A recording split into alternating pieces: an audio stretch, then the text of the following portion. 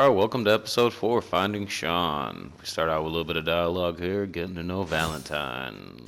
Here we go. It was the first time people realized that synths had stopped looking like me and started looking like them. Considering what these folks went through, I felt real lucky they let me in the front gate at all.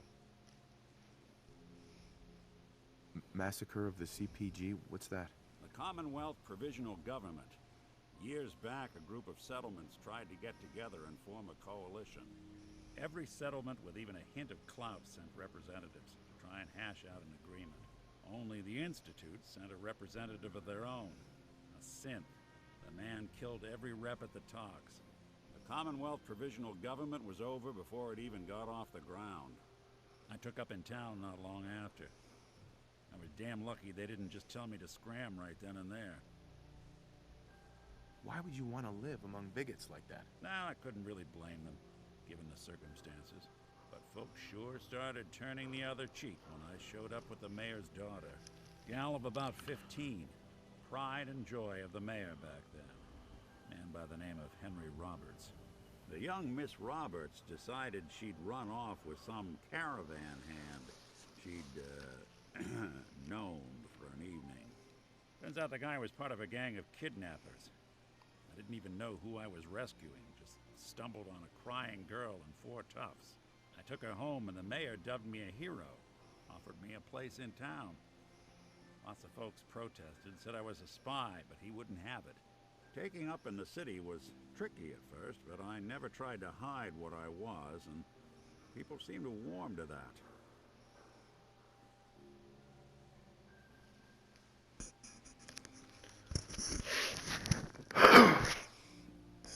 Was it hard settling in? Well, they sure didn't make it easy. I started off doing the jobs no one else wanted. Got more banged up being Diamond City's handyman than I ever did living out in the ruins. But I guess folks never forgot I rescued the mayor's daughter, so they started coming to me when people went missing. Wife runs off with a new paramour and takes the rent money with her. Talk to the synth. An upset father decides moving him and the kids to Good Neighbor in the dead of night's not the worst damn idea since the bomb. Go get Nick. After a while, the jobs got so backed up, they didn't even ask me to do the handyman stuff anymore. Hell, I was so happy to do it, it was months before I started charging anyone. I never stopped being Nick the synth, but it was Nick the detective folks came to see. It was about then that things finally started feeling normal. It took me a long time to realize that home is where you make it. And with some time and effort, this place can be home for you, too. That's a long story, but I hope it helps. Want to get moving? Okay. I chose this episode to talk about cut content and storylines and stuff missing from the game in general. Cut content such as there's a mission with an underwater sea base or a sea kind of town where there's supposed to be a boss fight with a sea creature and you get a harpoon gun. Now this was found by modders. Modders got into the game and they seen the code and they seen all this stuff that was cut from the game, and this means one of two things. This was either cut because of time restraints, which is pretty unbelievable being that the game took 7 years to develop, but we don't know. I mean, they have a small team, Bethesda's not very big.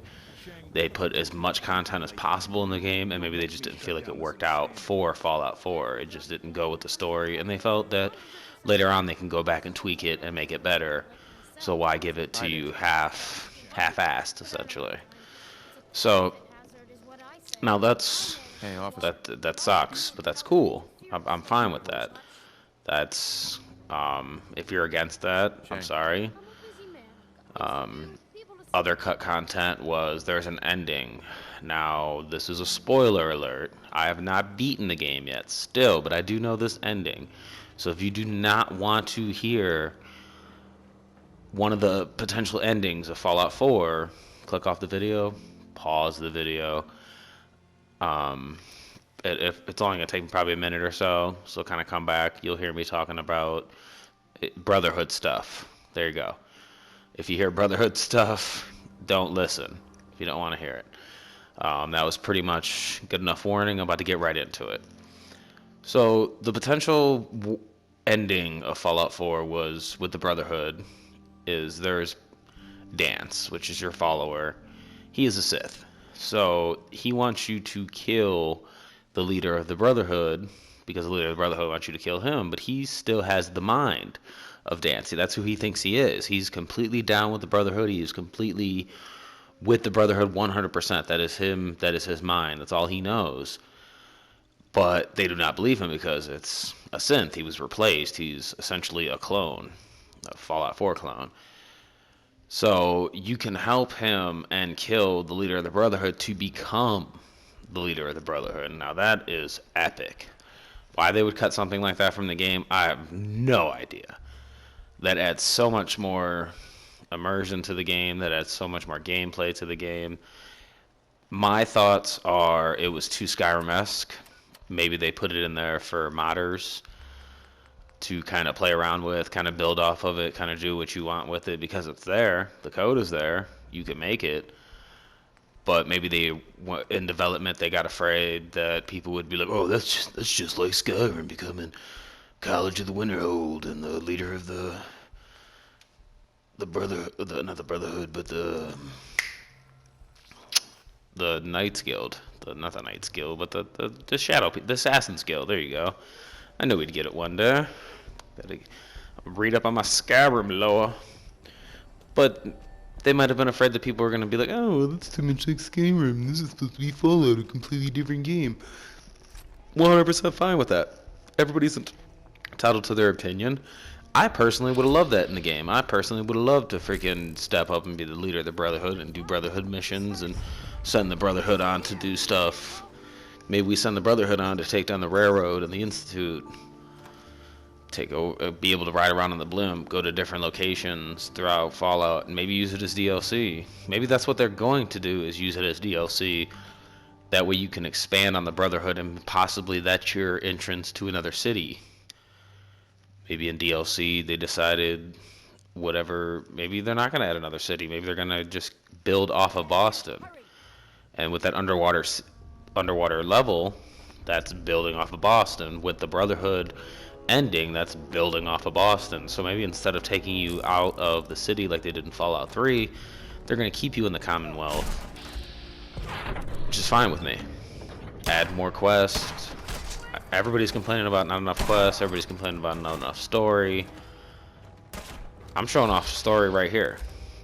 This is a little side quest I'm doing where the guy at Diamond City that's painting the wall, you walk up to him and talk to him, and he was like, "Well, go get me some green paint from the store," and you run in a couple raiders, you take down the raiders, and that was right before, I cut that part out, but that was right before Valentine engaged a little bit more. He's very talkative, as you see throughout gameplay that I play with him.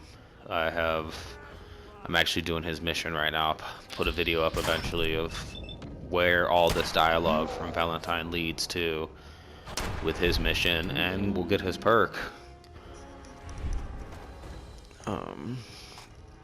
And from there, it goes back to, it just shows you that there's so much content, there's so much stuff to do in this game.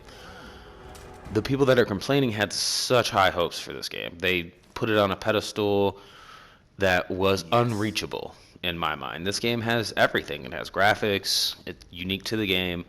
I mean, look what I'm getting right now. I'm getting paint. And this guy's not going to need all this paint. He needs a can.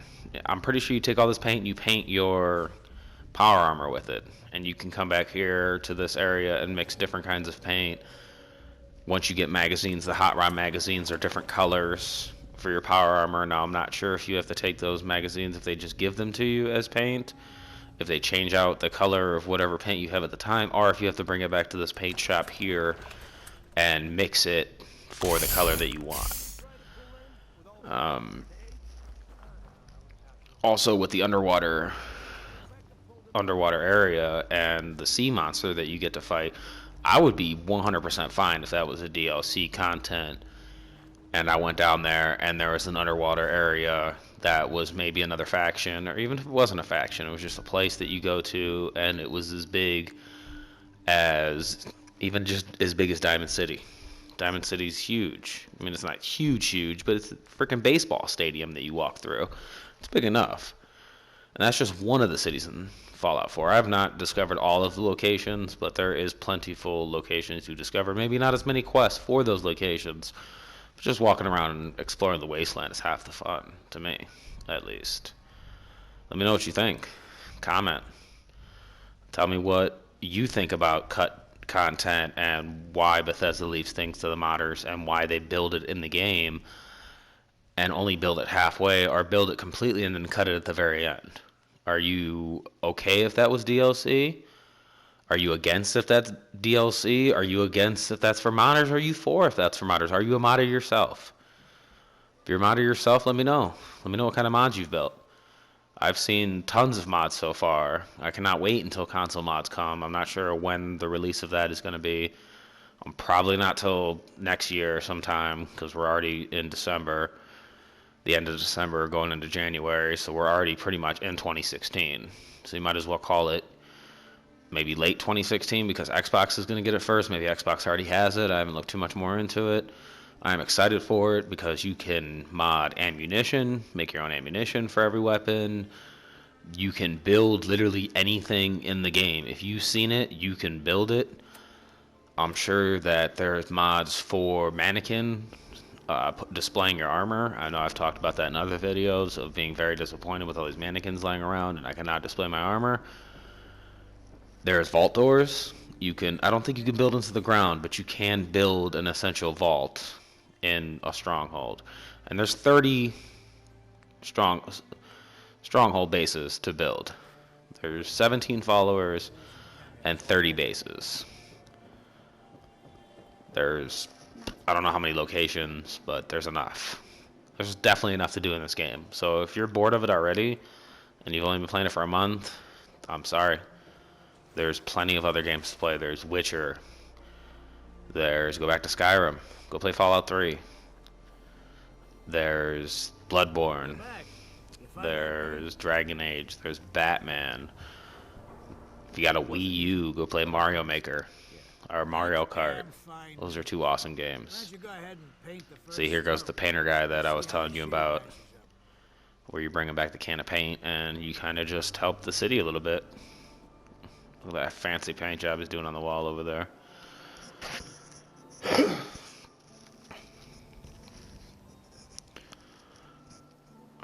There goes that third person view. Here goes why I do not like playing in third person. I think I walked up to the wall.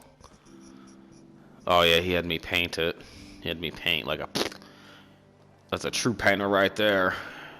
Just a little splash. I kind of just threw the bucket at the wall, to be honest with you right there. The wall sure seems happy with it. What does he say to him? Happy to help. So that's another thing. I do not take the pay up option in this game. I'm very sarcastic, but I will not stand there and look at the guy and be like, give me a reward. Because 9 times out of 10, they will give you some kind of reward, even if you don't ask. And I'm pretty sure a lot more of your followers like if you're not like, hey, just give me some money, bro. I didn't do it in Skyrim. I didn't do it in Fallout 3. I didn't do it in New Vegas. And I don't do it in Fallout 4. I just don't feel like, hey, just hand over the dough. Hand over the caps. This is a pretty cool little sequence here. I'm actually going to stop talking again. This is a very story-driven episode. I don't have very much to talk about, and I'm not going to talk very much in this episode because of all the dialogue, but this just goes to show you, even all the content that they cut out of Fallout 4, look how much content is still in Fallout 4. What was that? I couldn't hear over the sound of all that pathetic. You hand over everything you got in them pockets, or accidents start happening to you. Big, bloody accidents. If someone steps through the gate the first time, they're a guest. You lay off that extortion crap. What do you care? He ain't one of us. No love for your mayor, Finn? I said let him go. Soft, Hancock. You keep letting outsiders walk all over us. One day, there'll be a new man. Come on, man. This is me we're talking about. Let me tell you something. Oh, why'd you have to go and say that, huh? Breaking my heart over here. You all right, brother? I'm fine. Thanks for taking care of him. Good. Now don't let this incident taint your view of our little community. Good neighbors of the people, for the people. You feel me? Everyone's welcome.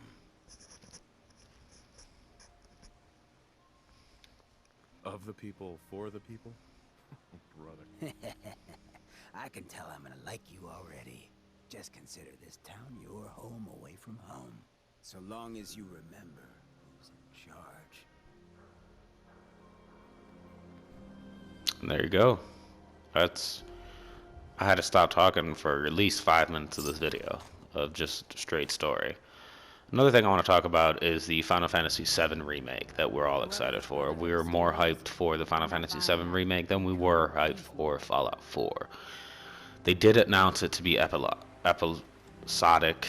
The issue, there's a pro and a con to being episodic. The pro is that the game is so large, and the reason they did not want, and this is a direct quote, the reason they did not even start the project yet is because of how much content they wanted to cram into the game, into a remake of Final Fantasy VII. Personally, I'm fine with that. If you want to give me 4 games at $60 a piece, now 4 games at $60 a piece is $240 for a single game. Now, this $240 video game has to be the greatest game I have ever played in my entire life. Now, $240, that's steep. That is steep as hell. But if you think about it, if they give you episode 1 and it's a full-length game, we'll say 100 hours of gameplay. 100 hours of gameplay for a Final Fantasy game with all the extras, all the story, all the cutscenes, all that, all the getting armor, all the grinding for experience, 100 hours. Flat. Done. $60. Wait 2 years to come out with the next episode. 2 or 3 years to come out with the next episode. And it just continues where I left off. I would be completely fine with that. You continue where I left off. You've given me, essentially at the end of this $240 video game, you've given me 400 to 500 hours of gameplay. Fine with that. For a Final Fantasy game, Final Fantasy VII, and as we go through, I don't want it to be I get 2 or 3 summons in this game, and then I get 2 or 3 summons in that game, and you just kind of split up the gameplay. No, I want a full game. I want to go into the next game getting a new set of summons, adding to my summons. Eventually, after this 400 hours of gameplay, I have 40 or 50 summons. I want to reach level 9,999 by the end of this episodic quest, like couple hundred levels each game. I want to be able to get to even 1,000 levels each game, even more, a couple thousand levels each game, to where you just grind it out. Give me the Red Ruby weapon in one game, give me the Emerald weapon in another game, give me both in the same game, and then give me new weapons in all 3 of the other games. But you have to do it right. People have been waiting 20 years for the Final Fantasy VII Remake. If you mess this game up, you could collapse your company. Look what happened with Konami and one person, Kojima. Kojima left Konami and went to PlayStation. He's working on a PlayStation 4 exclusive, which, a little funny side note I heard, Phil Spencer was actually caught in the hallway of Microsoft crying on the shoulder of Master Chief when he heard the news that Kojima signed with PlayStation. Now, Kojima signing with PlayStation destroyed Konami. Konami's going to make third-party games. Yeah, they're going to make Yu-Gi-Oh! For the mobile platform, they're going to make it for the PC, and they're going to make it for the PS4. I'm very excited about that. And here goes a little bit more storyline to end us in the video. And I guess I will have to cut what I was talking about short so you can hear what they're talking about, because this is pretty crucial for the leading into the next episode. You don't realize that the memory simulators require intact, living brains to function. I mean, technically, the corpse was defiled already. This dead brain had inside knowledge of the Institute, Amari. The biggest scientific secret of the Commonwealth. You need this, and so do we. Fine. I'll take a look. But no guarantees. Do you have it with you? Could you say that like Dr. Frankenstein? Ego, fetch me the brain. No? No, I will not. Now, do you have it? How much of the brain do you need exactly? That is not an encouraging question. I suppose I'll have to make do with whatever you can find. Here's what I could find. What's this? This isn't a brain. This is... Wait, that's the hippocampus. And this thing attached Also, to back it? to my other video about no Another unique interface. armor. That armor I'm wearing right now is pretty damn unique. I look like Crocodile Hunter Dundee with a freaking What I've seen, all Institute in technology Fallout has 4. architecture. Look like Raiders of the Lost Ark. That beard and that hat. That Nick's an older jacket. model synth. Is he compatible? That's exactly what I was thinking. If we are lucky, it should hook right in. But even if this works, Mr. Valentine would be taking on a tremendous amount of risk. We're talking about wiring something to his brain. Don't worry about me, Amari. Let's do it.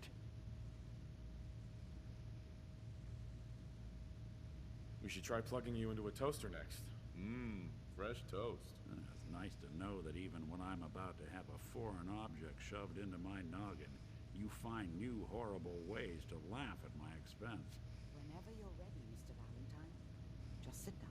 If I start cackling like an old grizzled mercenary, pull me out, okay? Let's see here. I need you to keep talking to me, Mr. Valentine.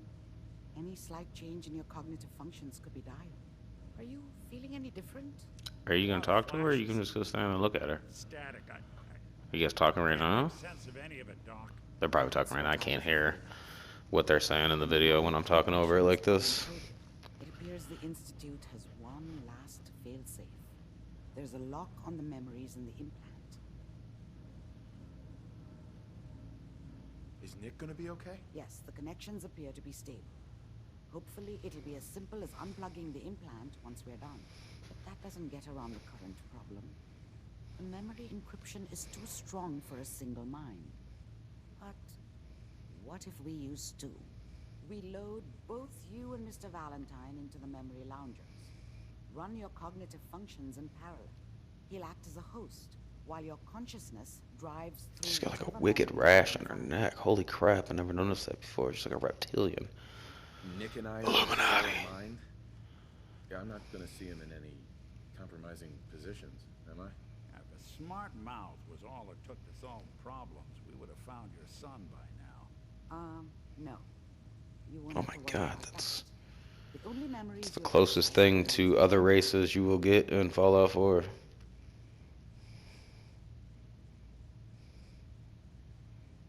Any idea what I'm gonna see in there? I have no clue.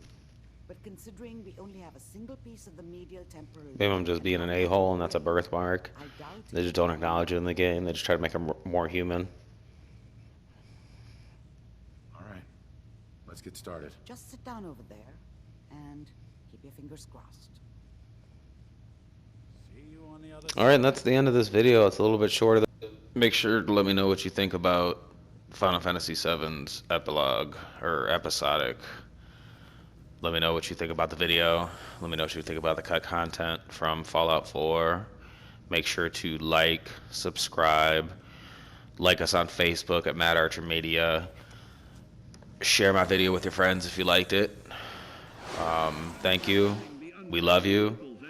Peace. Sensitive munitions with in building a long-distance relationship. Regularly study your Vault-Tec provided materials to prepare for survival.